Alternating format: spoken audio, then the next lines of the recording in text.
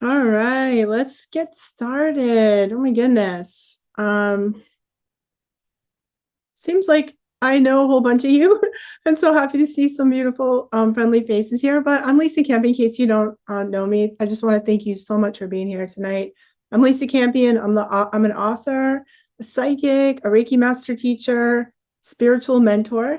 I've been doing this work for over 30 years, and I've trained lots of healers, lots of psychics, healers, and empaths, lots of Reiki people, in teaching people Reiki, energy healing, and psychic development. And I've written a whole bunch of books. Now that I'm working on my fifth book, I can't believe it. I wrote The Art of Psychic Reiki, Energy Healing for Empaths, Awakening Your Psychic Abilities. And I'm working on another one that I'm so thrilled about, and it's totally on topic with our work together tonight. So I'm gonna fill you in, give you some secret insider info on my next book. But I really feel like my mission is to train an army of healers to go out there and save the planet. And that includes what we're doing tonight, helping people like you come back home to yourself through love, compassion, and kindness for yourself. Because we know that the real healing starts on the inner plane. It starts with how we love, care, and speak to ourselves. World peace is an inside job, and it starts with us really knowing how to deeply, kindly, compassionately love ourselves. And tonight we're going to explore that, how to cultivate real, grounded, self-loving compassion, not just as a concept, but as a daily spiritual practice that is good for you and good for the world too. This is how we stop abandoning ourselves and how we start becoming the kind of person that radiates love out into the world from a deep well of inner love and compassion, right? And like I said, this is super exciting for me because I'm writing a new book. This is my book. I'm on chapter 3. It's called Sacred Reparenting, Spiritual and Inner Healing, and Intuitive Healing for Your Inner Child. So you're getting kind of a front row seat of this work, this new work that is unfolding in real time. And it's kind of, I was thinking about this as I was creating this workshop, that loving yourself, being compassionate and kind to yourself is kind of a radical statement that we can make in the world. It's a bit radical in the world these days. That dedicating yourself to loving yourself has the capacity to change you, to change your loved ones. It has this ripple effect. It goes out to us, to our inner circle, to our community, and to the world at large. So that ripple, it's like, if I'm all about creating an army to go out and save the world, I think it starts with loving ourselves. So don't you think so? So let's dive in and see how we can save the world by loving ourselves, and treating ourselves with incredible kindness and compassion, which just goes against sort of all of our cultural programming, right? So we have to kind of unwind some things. And I want you to, invite you to stick around to the very end. We're going to do a beautiful guided meditation and a quantum healing. And if you've never experienced a quantum healing, it's super cool. So it'll be a chance for you to just sit back, relax, and receive a really beautiful healing that will help you feel more self-love. But let's talk a little bit about what not having compassion for yourself looks like and feels like. And I wonder if you can relate to any of these experiences. Like, for example, have you ever spoken to yourself in a way you would never, ever speak to somebody else? Never to somebody you love, never mind just another human being. Like, do you say things to yourself like, why can't you just get it together? And, oh my God, you're so stupid. And what's wrong with you, right? That's the inner critic. That's the voice of the inner critic. And we're going to work at unpicking this voice a little bit. And when we believe in that voice, we just reinforce the wound over and over again. So I'm going to share some tools with you about how to disarm and heal this part of you. Or maybe you have pushed through exhaustion, pain, and burnout, telling yourself it's no big deal. You should be able to handle that. And that's not a very loving and compassionate stance on yourself. It's not really strength. It's self-neglect dressed up as productivity, right? So your inner self, we're going to talk a lot about the inner child tonight. Your inner self, your vulnerable parts of you, your inner child needs rest, care, kindness, not more pressure, not more hustle. Self-compassion is really, and write this one down, this is a big one. Self-compassion is really about learning to treat yourself like you matter, like your feelings matter, your body matters, your thoughts matter, your spiritual self matters, your whole entire being matters. And that is the root of what self-compassion is us living from that space, right? Maybe you've shrunk yourself down, stayed quiet, played small, dimmed your light to avoid conflict, out of fear of rejection. And that's often this wounded part of ourselves that's trying to stay safe. And by doing that, we abandon our truth, we abandon ourselves, we silence our joy. People pleasing is a form of self-abandonment. Whoa, and I am like a card-carrying member of the Recovering People Pleaser Committee. Well, I know. And that many of us have learned this as little kids. We just had to do it to like survive the hostile terrain of our childhoods and make it through our childhoods. And maybe we're still doing it. And I'm here to tell you that you can learn how to get along very, very well with other people without abandoning yourself, right? Maybe you felt really deeply hurt, but told yourself just to get over it. Stop being so sensitive. The chances are good that, you might have a pattern of emotionally invalidating yourself. This is, again, something we internalize from our childhood. But the truth is your feelings matter. They're never too much. Your feelings are bringing you a wealth of messages, of your intuition. It's like a deep way we connect to our own soul, honestly. So how you think and feel matters so much. And it's really actually not okay to discount how you feel. And maybe last but not least, you've judged yourself really harshly for not being good enough in all the ways. You probably have this laundry list of all the ways that you're not good enough, and that list you can play in your head over and over again, right? And the truth is, you don't have to be perfect to be loved. You don't have to wait until you meet some sort of crazy set of conditions to take care of yourself. Real self-love and compassion and kindness is about staying with yourself even in those messy, unfinished places. It's about loving the mess. Sometimes we're a hot mess. And that's what's amazing about us. What I always feel like people's messy parts are what make them interesting and unique and special. And you might feel that way about other people, but it's time to feel that way about ourselves. So let's just take a deep breath together for a minute. And I wonder how you even feel after hearing those statements. Like, how did that, if any of those resonated with you, it means, this showing you a place where you're invited to do a little more work on yourself. And I recommend that you maybe write them, the ones that felt like a zinger, write it down in your journal. This is a good time to have a journal, because I'll be giving you some journal prompts and questions for you to consider as we go through this. So the work we're going to do tonight is going to help you and really work through the blocks that we have on loving ourselves and being compassionate. There's a little bit of refinement between self-love, compassion, and kindness. So they're all sort of in the same family. Compassion is when we feel like a gentle empathy for who we are. Love can be fierce, and sometimes we have to be fierce to love ourselves.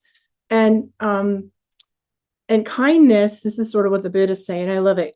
Kindness is compassion in action. So when we feel compassion and we feel moved to act on that, that's what kindness is. Isn't that beautiful? I love that. So I'm going to say those words kind of interchangeably, even though they're not. Love, compassion, and kindness. Those things are all what we're talking about tonight. And I just wanted to share with you a little bit about my own journey with this and how it relates to the work we're doing tonight. So, and how this relates to your inner child. So we're going to do a lot of inner child work. We're going to work with the inner critic and work with the inner child. And for me, I never really understood what loving myself was until I did deep inner child work. Because I was always like, I want to love myself. I think I know how to love. I'll take more bubble baths. I don't know, I was very confused. I thought it was self-care, and self-care is really important. But self-care is only one part of how we really care for ourselves. We have to self-repair, we have to self-care, we have to self-soothe, and we have to, really nurture and love up on ourselves. So that that's sort of the recipe for self-compassion. And the part I'm going to focus on tonight is working with the inner critic and the inner child, because that has had the most impact and effect on me. So I've been doing inner child work for over 25 years, and I still do it every single day. And I came to it during one of the hardest times in my life when I was going through a pretty gnarly divorce, and I was miserable. I didn't even realize how much I needed to learn to love myself. Of course, I went into therapy, and my therapist is like, "You need to do inner child work." And I was like, "What's that?" It sounded good. And I did it. I learned it. I did a deep dive, and I've been doing it ever since. So inner child work isn't really not a one and done thing. It's sort of a commitment. It's a relationship. So loving ourselves and being compassionate isn't something you can do once and it's going to have a lot. I mean, it's great if you do it once, but we're going to try and get you to the point where it's an ongoing attitude, a relationship, changing the nature of the relationship you have with you into one that requires attention, tenderness, trust on an ongoing basis, right? And I still do inner child work every single day, because every time I'm about to step into something new, something that requires me to be brave, to level up, this younger part of me always shows up and needs attention and love. So I have this sort of ongoing conversation inside of me. Like one of the voices is my higher self. It's really aligned, mission driven, ready to serve, ready to take the leap. I'm like, yeah, let's go for it. Let's do the thing. Let's write another book. Let's teach on the Shift Network. Let's, oh, I got a great idea. And my higher self's like, yeah, let's do it. And my inner child's like, no, please don't make me do that hard, scary thing. Like, I don't want to do that. And this is can you relate to that? That's a conflict I think we all have. Every human has kind of this split inside of us, where your higher self is wanting you to move outside of your comfort zone, to do the next thing, to sort of live at that very beautiful cutting edge of your own soul's growth, your own soul's evolution. And there's this edge where you're like, oh, I haven't done that. It's really exciting. It's really scary. And your higher self is like all about that. And I think what most of us do is we sort of drag our inner children, because we got a few, we drag our inner children, this is what I did, through. It's like dragging them through the hedge backwards, like, come on. When your mom was little, you were little and you didn't want to go to the grocery store, and you're like, but I'm tired and hungry and I need a nap and I don't feel good. And your mom's like, come on, we're just going to go. I'm going to drag you through this, whatever thing. And we do that. I was doing that. And my inner child just really likes the comfort zone. She wants to stay on the couch, watch Netflix, snuggle with a kitty cat. Our inner children want comfort, familiarity, and safety.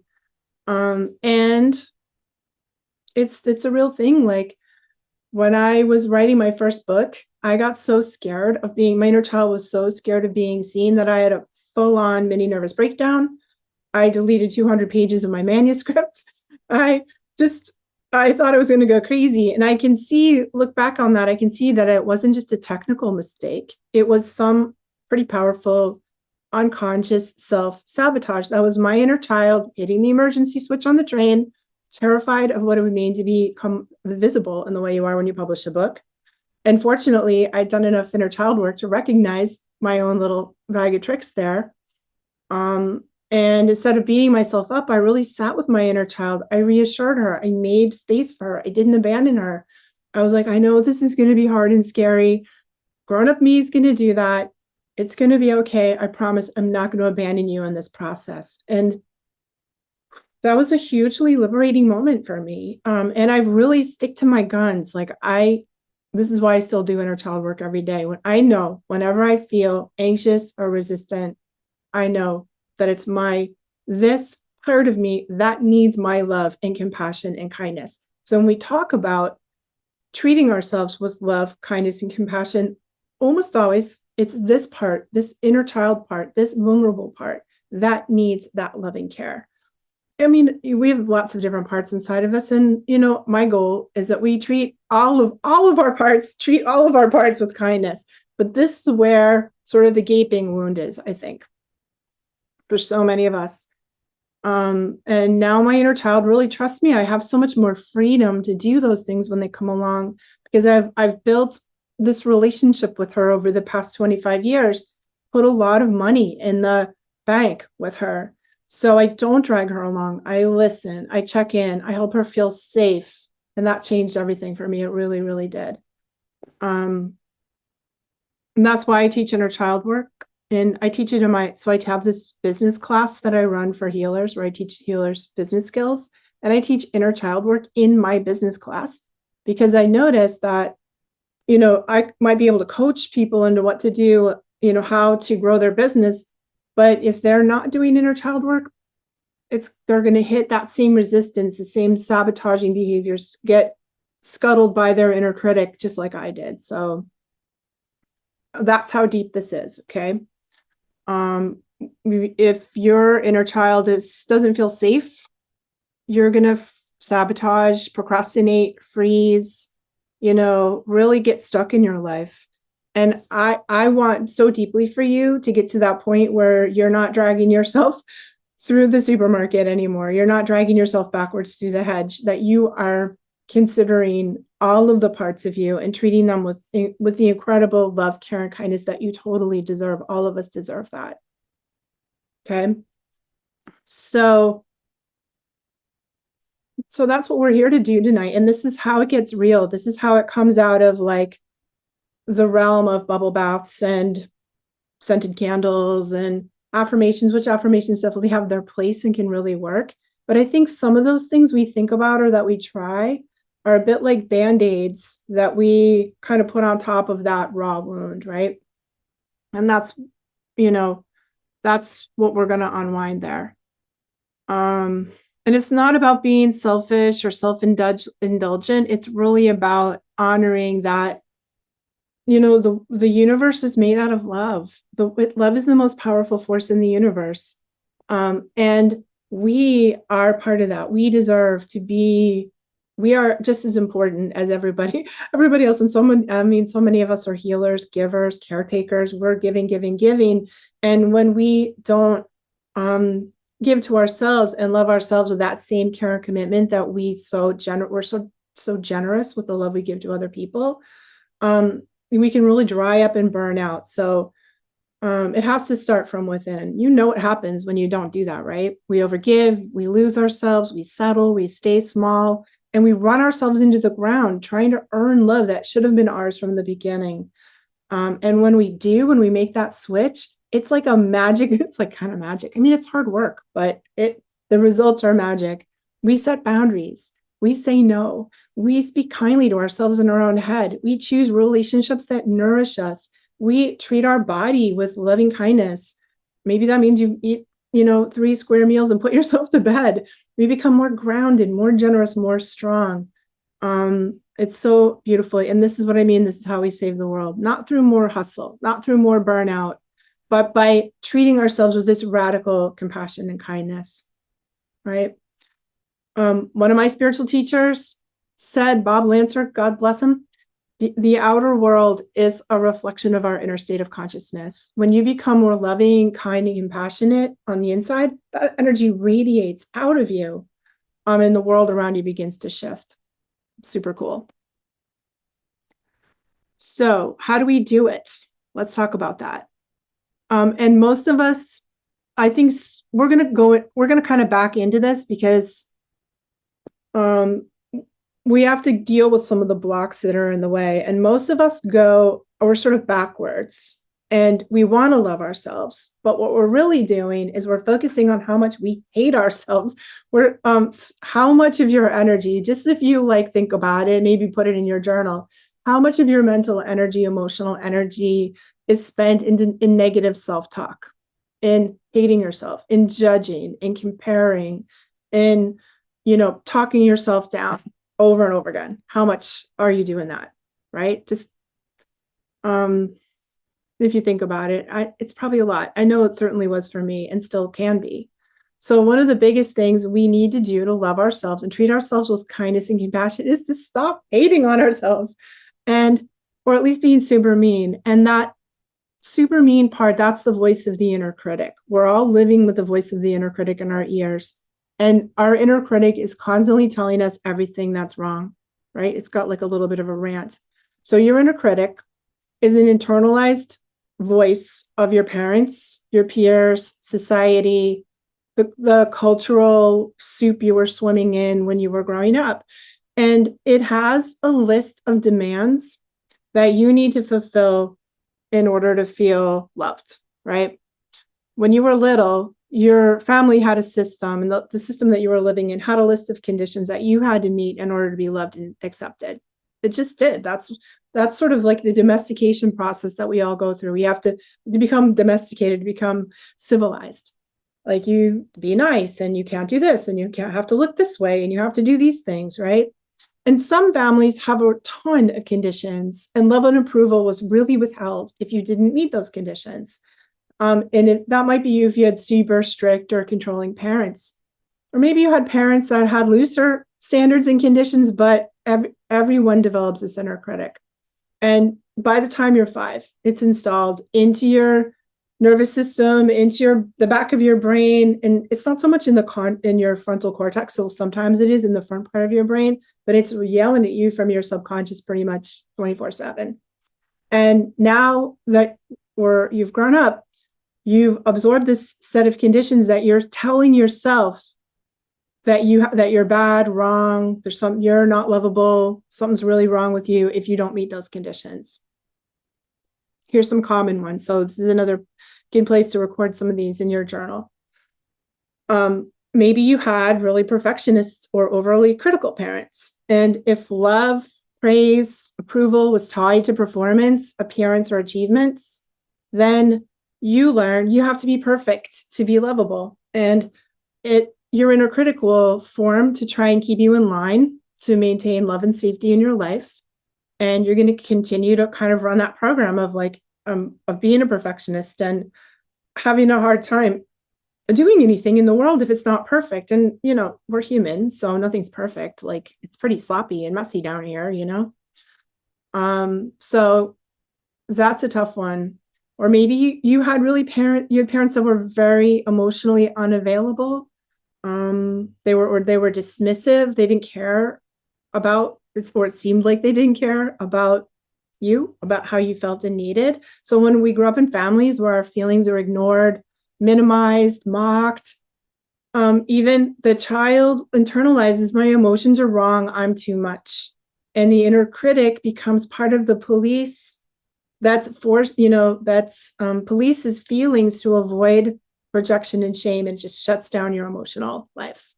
It's really painful, right? Maybe you had parents who were predictable, volatile, abusive, alcoholic, things like that. And if we grew up in a family like that, we grew up walking on eggshells, and that teaches us as children to constantly self-monitor and blame ourselves. If something goes wrong, it must be my fault. And that shows up as hypervigilance. The critic will be hypervigilant, trying to control everything in order for you to feel safe in the moment, right? Or maybe you grew up in a high pressure, high achievement environment where successes were celebrated, but failure was punished. And the child starts believing, I'm only as good as my accomplishments. And this is sort of the type A kind of person. The critic will drive you to overwork, overachieve, and never feel like no matter what you do, it's enough. So painful. Or maybe you had a really shaming, I promise this is the last one. Maybe you had a really shaming or moralizing family system, that a home that emphasized guilt, sin, or shame as tools of control. And then as a child, you absorb this idea there's something inherently wrong with you. And that internal critic becomes a constant inner judge, keeping you small, afraid of being authentic. Like, you can't really be yourself. Shame, such a powerful wound. So let's take another breath together. Everybody breathe. Let's let all that go. Well, and if some of that resonated with you, write it down in your journal. And what's scary is those internal processes are happening. They're still happening in you now. And I'd love for you, again, here's a little journal prompt for you. So your inner critic has a rant that you've heard a million times, probably already 10 times today. And it sounds like it's sort of this loop of judgment, comparison, and shame that plays in your head without a pause. And one of the best ways to disarm the critic is to catch on to the rant and really notice it. And you can work this in your journal by really thinking about all the statements that the rant always starts with, you should, dot, dot, dot. If only you, dot, dot, dot. You always, and you never. So, you should lose 20 pounds. If only you figured out, if only if you were a little smarter, you'd be able to get blah, blah, blah. You always screw everything up. You never do blah, blah, blah. So think about this for a moment and maybe even get into your journal and write down your rant. It's going to be, you're going to know because it's rattling around in your head all the time and it's pretty mean. This is the part, if we want to come into a loving, kind relationship with ourselves, we have to do something about this inner critic. And maybe you're telling yourself like you should have your life together by now. You should be thinner, quieter, richer, more successful. You should stop being so sensitive. Nobody likes people who cry all the time. Like, do you see where I'm getting with this? Like, these things are very insidious. And when you think about them, we feel like they're true. Like, if that's yours, you're going to be, well, Lisa, that's just true. But it's not. Is it really? Like, who said it? If you were talking to your best friend in the whole world, would you think the same thing about them? You'd be like, no, like, you're fine the way you are. But somehow we're doing this to ourselves. So really get clear on what your rant is. Maybe it's, if only you weren't so emotional, people would take you seriously. If only you were prettier, smarter, funnier, richer, you wouldn't be alone. If you could only get it right, maybe they'd finally love you. Like it's sort of a deep level of evil that we do to ourselves. It's really, there's cruelty in there, unconscious, and most of it's unconscious. It's not like you wake up in the morning and think, well, I'm just going to beat myself up all day. It's operating from, because it was installed into your being from the time you were so little, it's installed into your conscious mind, and writing it in your journal and bringing it into the light of your consciousness begins to disarm it. And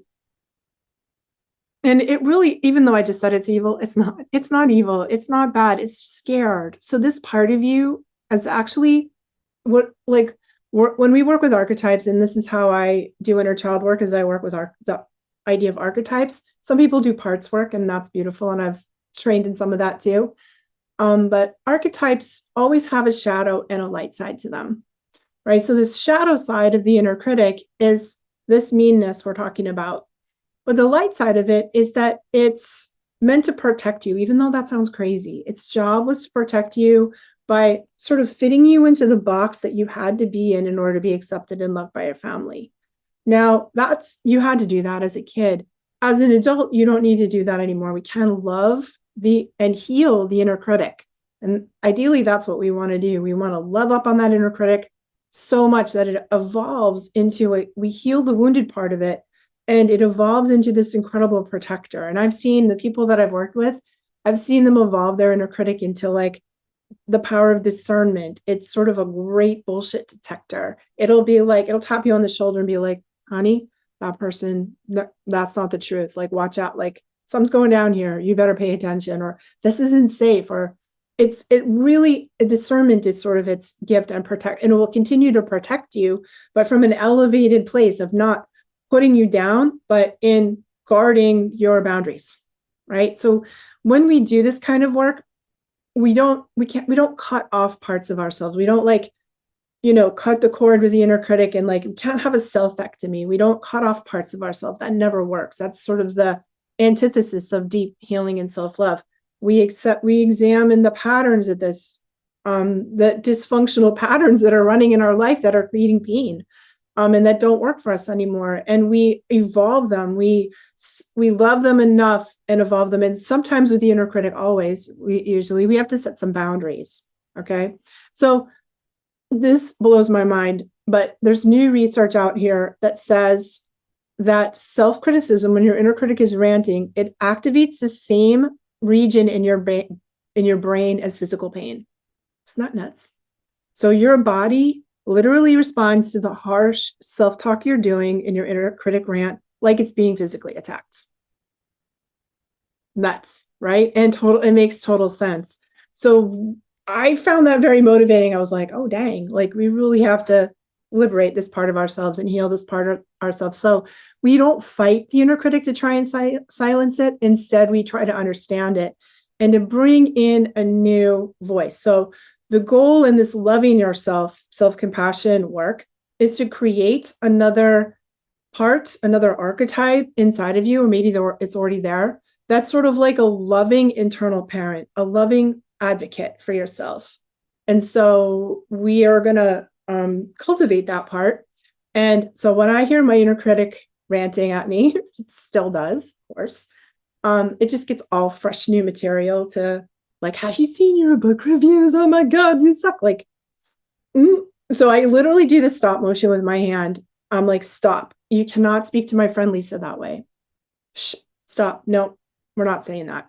And then I often repeat, and this is where an affirmation can be really helpful. We sort of find an affirmation that works, like, I love and accept myself exactly as I am, or my books are great. What are you talking about? Like, no, like we can use an affirmation to stop that. And sometimes I do that out loud. When I was really unpacking the inner critic, I was talking out loud to myself a lot. No, you can't speak to my friend Lisa that way. And then you give the I deeply love and accept myself exactly as I am. I'm pretty and smart. Or whatever it is, it's sort of the antidote to the rant that you're giving yourself, right? It's okay to make mistakes. Everyone makes mistakes. You can't talk to me that way. And that is a very simple practice, but it's really powerful because it interrupts the pattern. It sets a boundary with the critic and replaces it with compassion, love, and kindness. Right? So we need to stop being mean. If you're going to be kind, first thing, you're compassionate to yourself, the very first thing you have to do is quit being mean. Right? Now, the inner critic, here's the thing. The part of you that your inner critic is talking to is usually, it's directly speaking to your inner child, right? It's like this really painful emotional tennis match that's going inside of you all the time. And your inner critic will come up and be like, you're not good enough. And your inner child's like, I know, I'm terrible. Like, I just suck, And we just bounce back and forth between this all day long, Here's a scenario that is in no way at all autobiographical. Okay. So your inner child feels really lonely. So you go to the fridge and you stick your head in the freezer and you get your pint of Ben & Jerry's and you're like, woo. And then you sit down and you watch TV and you feel happy. And then you look down and the whole pint of Ben & Jerry's is gone. And your inner child's like, oops. And your inner critic's like, whoa, what? Blah, blah, blah, blah, blah. And your child's like, I'm sorry. And I just wanted to have like a yummy moment. And this kind of tennis match goes on and on in your head all day long. It's really going on all the time. And it's so painful. It really breaks my heart. It's like, ouch, that's super painful. I mean, and I'm sure you have your version of that, right? And one of the things that we can do when I do inner child work with people is that we work on creating that internal loving parent that's going to step in the middle of this tennis match. Shh, you be quiet. You can't speak that way. No shaming. So what? It's a pint of ice cream. It's not the end of the world. Come here, little inner child. Like, are you lonely? Why did you eat that pint of ice cream? What's going on? Let's talk about it. So that inner wise, loving self stands between the inner critic. We need that loving internal parent to advocate for you, who can say it like, that's enough, and I got you, in a way that probably didn't happen in your childhood, right? That the goal of that loving internal parent is to protect, support, and love that little one on the inside, and also to support and help your inner critic evolve to its light side. So let's look at the other side of this tennis match and really talk about the inner child. So your inner child, these archetypes, they're so much more than a metaphor. They really are an incredibly powerful, living part of your psyche. Your inner child, I think it's the most beautiful archetype that we have. It's the part that's very, very closely aligned with our soul. It's sort of like the pure essence of who we are.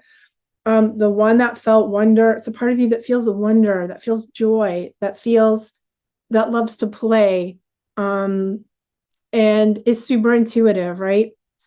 And I know you have met this part of you when you go into places where you feel vulnerable, where you feel playful, creative, maybe when you feel anxious, or you feel that sense of wonder and awe. It's such a powerful spiritual archetype. And I think that our higher self, our soul, often speaks directly to the inner child. So there's an incredibly spiritually wiseness and beauty to the inner child archetype, that when we do this inner child healing, we then have access to the part of us that can play. Like I always say, if you ever want to have fun, you better and play, you better do some inner child work, because this is the part of you that like really knows how to have fun. So let's talk about these two sides, because just like our inner critic, the inner child has a shadow and light side. So we're pretty painfully aware of the shadow side of the inner child. It really holds the unhealed wounds of your childhood, the pain that you were not equipped to process at the time. We just absorb that.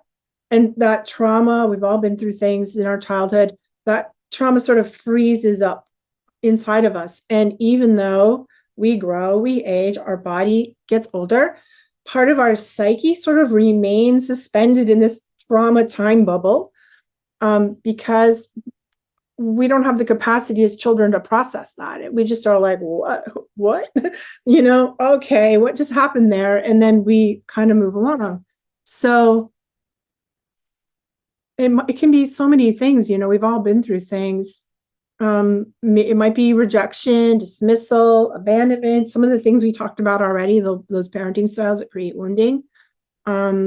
It might be like wounding from your peers. You might have had great parents, but you got bullied and beat up at school, and then we form those sort of unconscious vows, or those unconscious beliefs about ourselves, that maybe I'm not lovable. It's not safe to be myself. I have to be perfect to be accepted. I just have to take care of everybody else's needs and please everybody. And this is those beliefs, they don't just stay in your childhood. They become, we drag them into our adult life, and they run our life from the back, from our subconscious, and they have implications into our adult life, right? So, we don't just have one inner child, we probably have many. So depending on what happened in your life and the traumas you went through, maybe you have like a 3-year-old who felt abandoned. Maybe you have that 7-year-old who got bullied or shamed at school. Maybe you had a 12-year-old sort of teenage self that just got into all kinds of trouble. Those all parts of you are all still living inside of you, holding their breath and waiting for somebody to come back for them. And honey, let me tell you, the only person that's doing that is you. That's it. That, we really, really, really want that from the outside world. And when we get beautiful, unconditional, when our inner children get seen from other people, it's like the sweetest thing. It's like that cherry on the sundae. And it's so awesome when it happens. But really, it's on us to do it. It doesn't go well when we expect our partners and our loved ones and our friends and family to do that, to reparent us, right? That's the topic of my book, Sacred Reparenting. So reparenting is this process that I'm talking about. How do we make up for the parenting we didn't get as children, right? We create that internal loving parent, and we're going to reparent ourselves. And the payoff is incredible, because the light side of the inner child is glorious.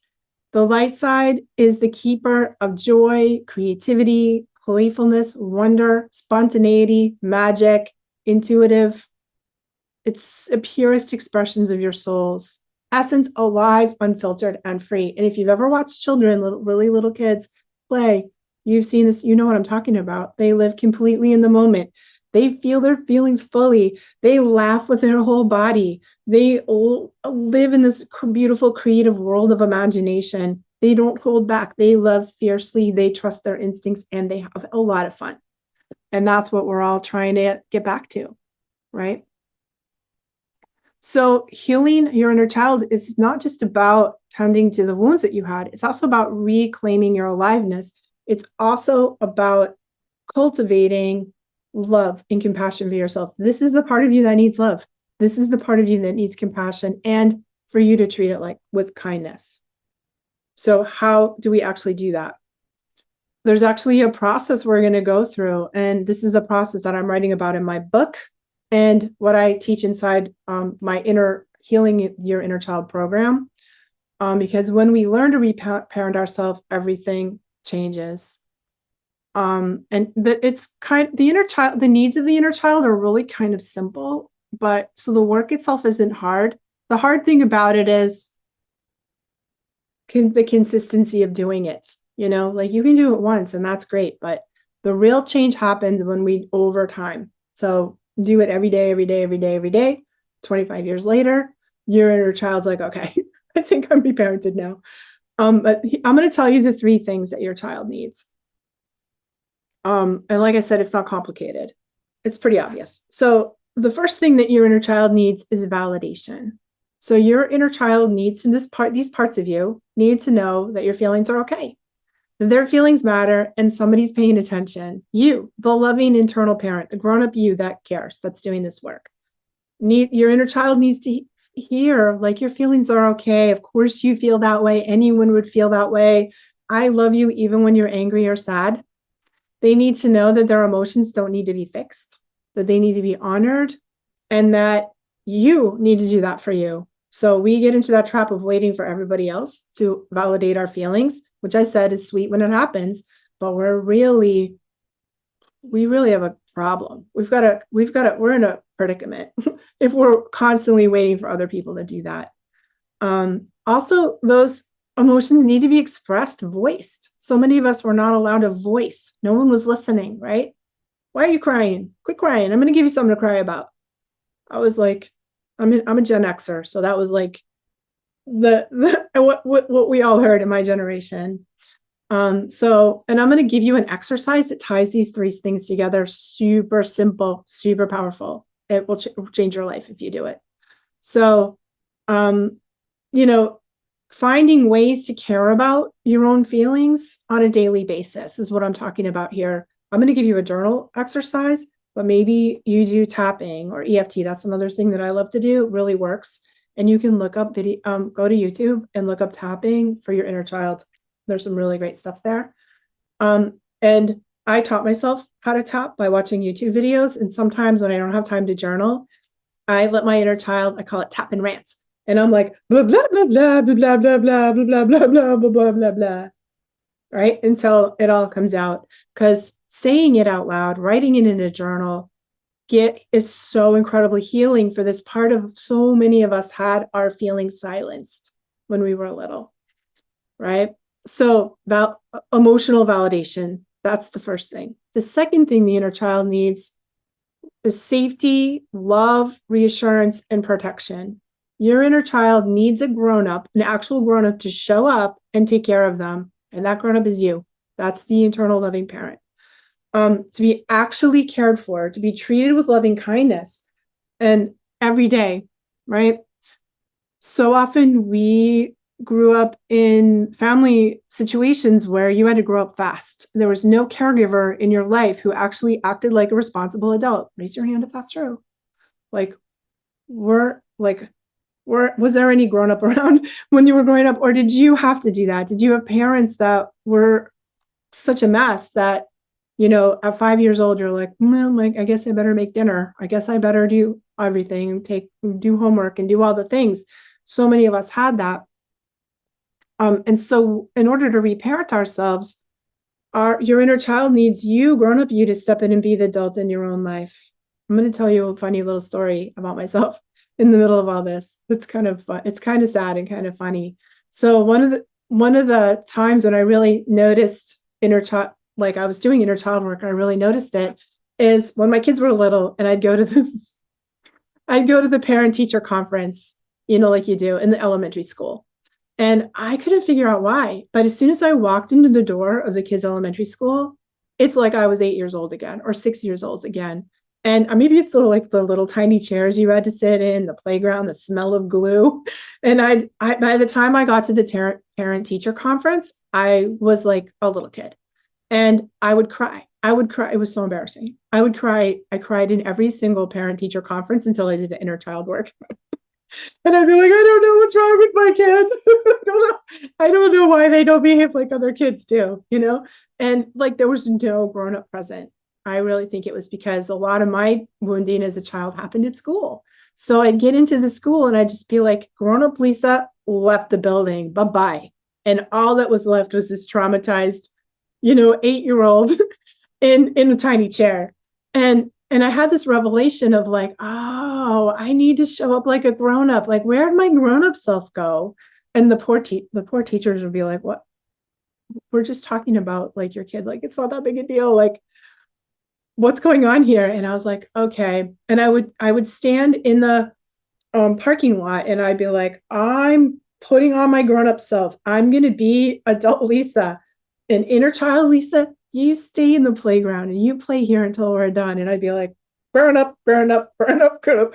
And I'm sitting in a little chair, but I'm still 25 years older, 35 years old. That was more like it. And that's when I stopped crying in the parent teacher conference. It was like I literally had to switch archetypes. I'm like, I'm putting off my inner child archetype and I'm consciously putting in the grown-up self. And our grown-up selves are good at dealing with stuff, right? Your grown-up self is capable, competent, skilled. You can do with anything. We run into extreme trouble in our life when we get hijacked by our inner child, like I did at the parent I didn't have a choice. I was hijacked, right? The inner child came from the back of the bus and started driving the bus. And it never goes. It's always bad when that happens. It's a train, there's collateral damage when that happens. And then we have to clean it. What do you do if your inner child shows up at work? You get fired, or shows up in your relationship, right? In your primary relationship. And it will do that until we learn that. So we teach the inner child that there is a responsible grown-up adult inside of all of us that's going to deal with life, right? So this means, checking in with yourself every time you feel anxious. It means feeling what you need and giving yourself what you need. It means not dragging yourself through the supermarket if you're tired and hangry. It means feeding yourself 3 square meals a day and putting yourself to bed after you brush your teeth. And it might mean walking away from things that are not okay for you to be in. Walking away from jobs or relationships that are hurtful or demeaning to you. It means noticing what you want and need and giving yourself that, because that is how we compassionately care for ourselves, right? And I think so that's step number 2. Your inner child, your grown-up self takes over and does the hard, scary things, so your inner child doesn't have to. That's the second thing. The third thing is way more fun, and this is where we get to play. Play, your inner child needs play, creative time, and fun like oxygen. And we seriously underestimate the power of play and fun. We think it's not important. We think it's something we grow out of, but it's actually critical. Play, fun, creative pursuits are super healing, super life-giving. It really matters. It fills up our energy tanks. It's good for your soul. It calms your nervous system. It takes your nervous system out of fight or flight. There's a lot of research on the benefits of play, and a lot of research that says it's so bad if we don't do enough of it, right? Lowers your stress hormones. It increases like our overall happiness, improves our relationships with our people. I really think that play, creativity, and fun is sort of what makes it worthwhile to be in a body on the planet at the moment. Your inner child needs time off the leash to go have fun. And what fun is for you, it's so different for everybody. So get out your journal, and I want you to do a little brainstorming on what's fun for you. Sometimes we get to be adults and we're like, I don't know. I ask people this all the time. Do you ever have fun? And they're like, No, I don't even know. So it's tragic, really. But fun for you might be playing games with other people, playing tennis, playing pickleball, joining a bowling league, playing card games. But you might be really introverted, and it might, like me, and it might be quiet grandma pursuits, puzzles, knitting, gardening. It's really fun for me, might be getting dressed up and going dancing or lounging around your house in your pajamas and watching cartoons. Like, it's a very unique personal thing. So figuring out, and so working with my inner child, I do a lot of negotiating. So we're going to do the work in the morning. I talk to my inner child every morning. I look at my calendar, and my inner child's like, oh, and I'm like, I know. Look, we're going to do this work in the morning. In the afternoon, we have this 2-hour period. What do you want to do? That's for you. And it might be like walk the dog. It might be take a nap. My inner child loves a nap in the afternoon. It might just be like, we're going for ice cream. I don't know. And I know that I can get through that work in the morning if I'm good to my word and I do the fun thing in the afternoon. Right. So here's the exercise that I think works for so many people. And it's the inner child journal. And then we're gonna bring these things together, and these 3 things together in this exercise. And we're gonna do our guided meditation and quantum healing in just a minute. But get a journal. Let your inner child pick out a journal. Your inner child wants the one with the unicorn on it, by the way. I heard. So let your inner child pick the journal and the color pen that they want to write on. Mine's always purple. And every day you write, let the child write how you feel. And it might be like blah, blah, blah, blah, blah, blah, blah, blah, blah, blah, blah, blah, blah. Or it might be joyful. It might be like super happy. Let the inner child write and write and write and write. Then you're going to switch colored pens, and you're going to write from the position of the internal loving parent. And we go through those 3 steps. First thing is you validate. Of course you feel that way. It's okay to feel all those things. Anyone would feel that way. I love you no matter what. I know you're really angry. I can see all that anger. And guess what? I love you even when you're angry. It's all good. Then we protect. And we write in the journal, you don't have to worry about that. You don't have to do that hard, scary thing that you're anxious about. I'm going to do that. Grown-up me is going to do that. And guess what? Grown-up me is pretty good at that. I know how to do that. I actually like doing that. So I'm going to handle that. And you don't have to do that. In fact, while I'm doing that, you can go play. Go play in the secret garden. Go play in the playground. Go play in your imaginary garden. And when I'm done with the hard, scary thing, step 3, play. You're gonna choose what we're gonna do next. We can have the next block of free time when we've accomplished that hard, scary thing. What do you want to do? That's what we're gonna do. I would say, like, don't give your inner child your credit card. But yeah, don't do that. That doesn't end well. But, within reason, what do you want to do? And then we repeat that. We repeat this process every day as needed. Maybe it's twice a day. Maybe it doesn't work if you do it once, though. You need to do this work over a period of time to do the real healing. Just like if somebody gave you you when you were a child as a foster child, think about that. And you're like, what is going on here? You're this 8-year-old self, and you're nice to that child once. When I first did inner child work, my inner child called me lady. It's you again, lady. What do you want? And I was definitely one of those Gen X raised by wolves kind of kids. And she was totally disdainful and had no truck with me. She was like, she'd roll her eyes like, what do you want again, lady? Until it took me really persistence doing this over months before she was like, okay, maybe you're not a big jerk like all the other grownups, right?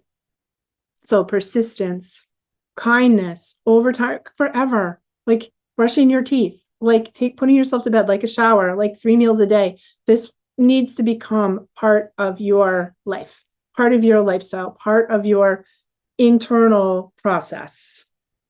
That's when all of a sudden we're living in a state of beautiful love and compassion for ourselves. So neat. So we're going to move into the meditation and quantum healing in just a minute, but I also wanted to share something with you. If you like I said, I feel strongly about this. And if I could wave my magic wand over the world, I would have everyone learn this thing, which is why I want to write my book. Um, and it's the single most transformative work I've ever done on myself. It's really at the root of what's been holding us back. And if a big part of this, and we didn't get a chance to talk about this tonight, but a big part of inner child work is learning how to regulate your emotional life and your nervous system. And I think the world would change if everyone knew how to regulate talk to their child with loving care and regulate their emotions, and nervous system.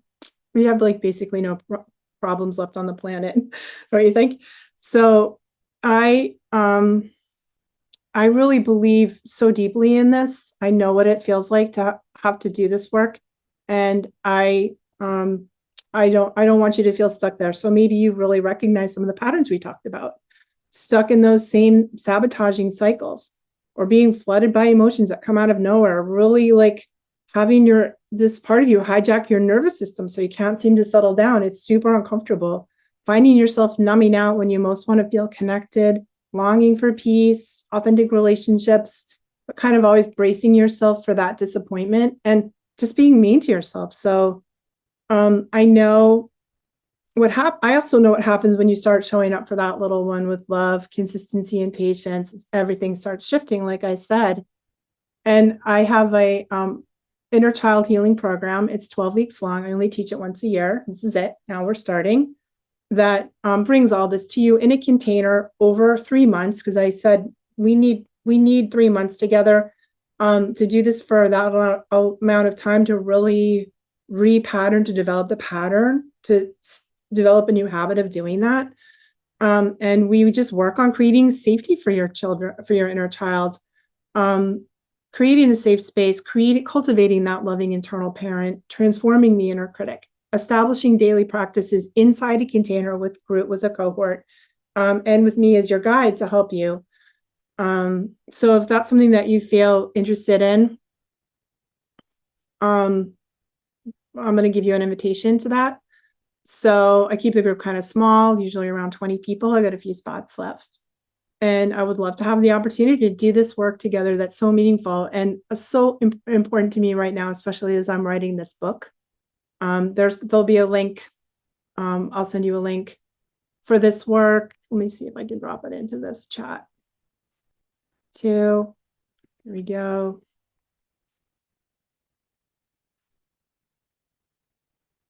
There it is. And also you're going to get an invitation to this. So if that feels like something that you're interested in, I'd truly be honored to walk that journey with you. It's simple. You can check it out if you feel like it's resonating for you. You sign up for a free discovery call, click that link, and then we hop on the phone, you and I, for a few minutes to talk about it, if that's the right thing for you to do. I only teach this class once a year, and it's now. So, all right. So that was it. And let's do our guided meditation and quantum healing together. So this is incredible. If you've never had a quantum healing, I think you're going to like it. I want you to, if you can, get yourself in very comfortable so you can really let yourself relax and receive some beautiful healing energy. So let's settle in, take a few breaths together. I invite you to close your eyes if you feel comfortable doing that. And take a few breaths into your heart and belly and collect yourself. We just talked about a lot of kind of triggering things. So let's settle down a little bit. And with each inhale, I want you to imagine that you're inhaling yourself back into your own heart and belly. Just recall your energies, come back home to yourself. So whatever you've been doing today, let it go. Come on home to yourself. Whatever got stirred up in our conversation, let's take a deep breath into the belly and maybe exhale down your legs and out the bottoms of your feet. It's kind of a quick grounding process. And I want you to take a moment to honor, and I honor this in you, to honor yourself and your commitment to doing your own healing work, whatever motivated you to be here tonight on this call. Let's honor that and appreciate that you're showing up for yourself. right now, this very moment. So let your body begin to soften with each inhale and get even more grounded on the exhale. Feel the support of the earth beneath you. You're safe in the space. You're supported. This is a space of love and compassion for you. Sometimes it's really nice to put one hand on your belly and one hand on your heart, if that feels good. And begin to send love to yourself from your hands into your heart and your belly. So maybe we inhale, and on the exhale, you're going to send love into yourself. And let those hands become anchors of presence and care for yourself. You're showing up for yourself right now in this moment with love, as much love and compassion and kindness for yourself as you can muster. You don't have to fix anything. You're just being here with yourself. And then let's imagine that you're walking through a beautiful forest, that there's warm, beautiful sunlight filtering through the trees.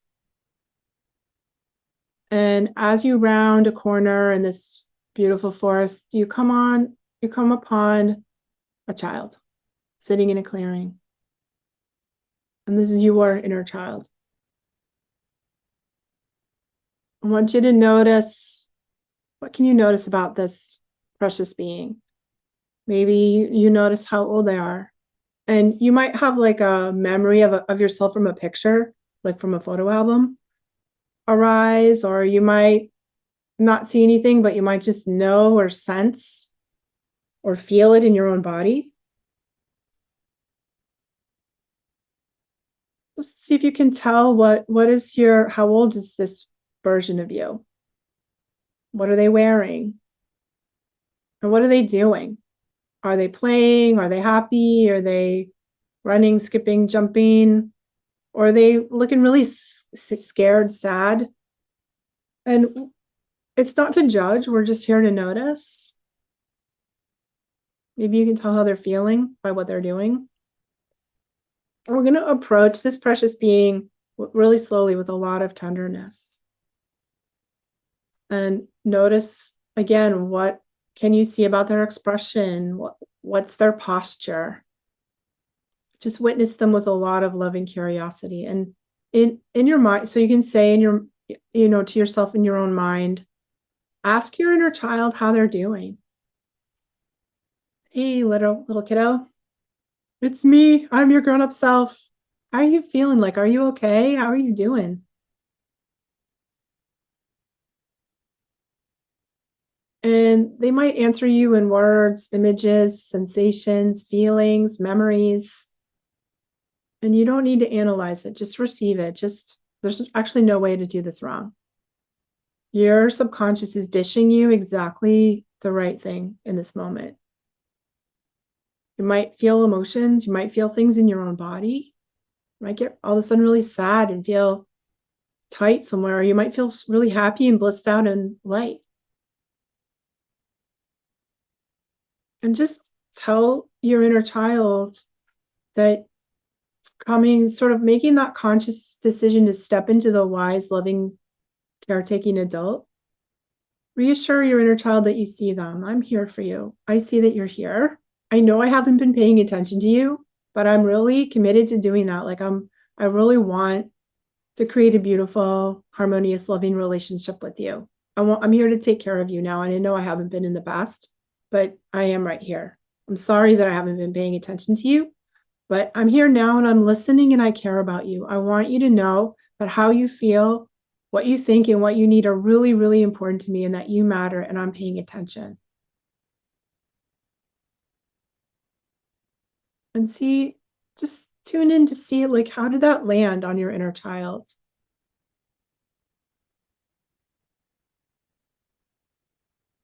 Maybe they're like my inner child, like, yeah, sure, whatever you say, lady. Or maybe they can't say anything yet, but I guarantee you that they heard that.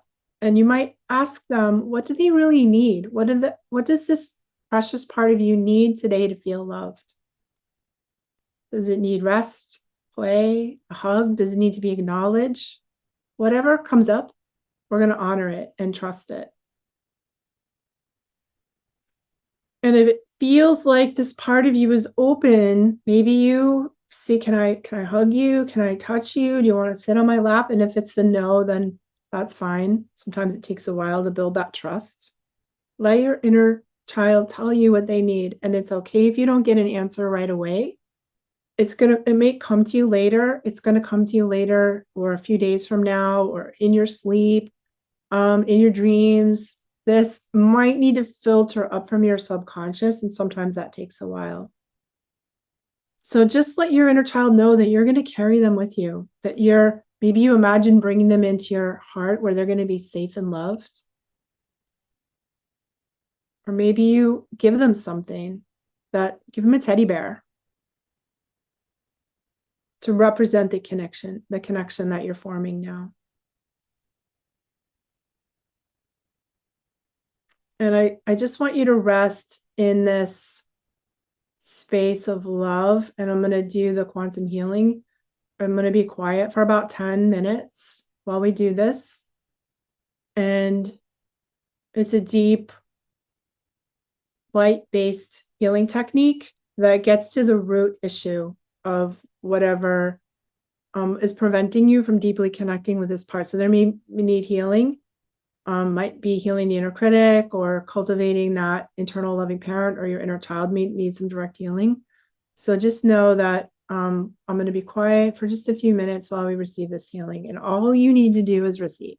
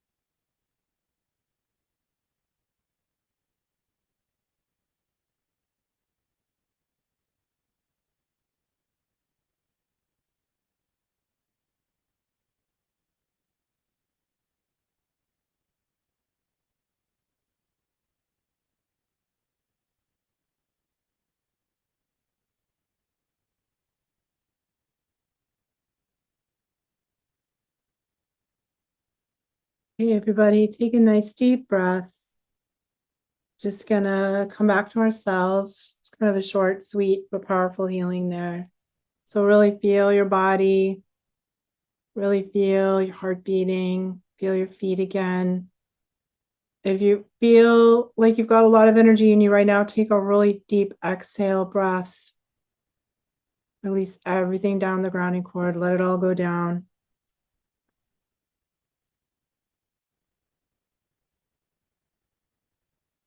Just start maybe wiggling your fingers and toes a little bit. Get yourself back in your body. Notice what you're feeling. There's no rush. Just allow yourself to be exactly where you are. When you feel ready, you can open up your eyes. And this kind of work can stir up a lot of deep things. So just be really kind to yourself. Maybe it's a good time to journal, take a salt bath, get some rest, go for a walk, whatever helps you integrate and stay connected to that deep, inner, beautiful, loving, compassionate, kind inner space we just touched. And if there's something inside of you that really resonated with that, or you feel like, yeah, that this is work that I need to do, if you feel called to continue the journey together, just reach out and or check out the program details. There's still a little room in the group, and I'd be really honored to walk that with you if you feel like that's what you need. But in the meantime, just take really, really sweet care of yourself as you land back in your evening. And I so appreciate that beautiful time that we spent together. And send me an email. Let me know. I'd love to know if you had an experience you want to share. I'd love to hear about that. So send me an email. And in the meantime, just love up on yourself so much. And don't forget, like where we started our journey tonight was understanding that we can change the world by loving ourselves, treating ourselves with loving compassion and kindness. So here's some love from me to you. Have a very, very, very beautiful evening. And I look forward to the next time we meet. Thanks, everybody. Have a beautiful night.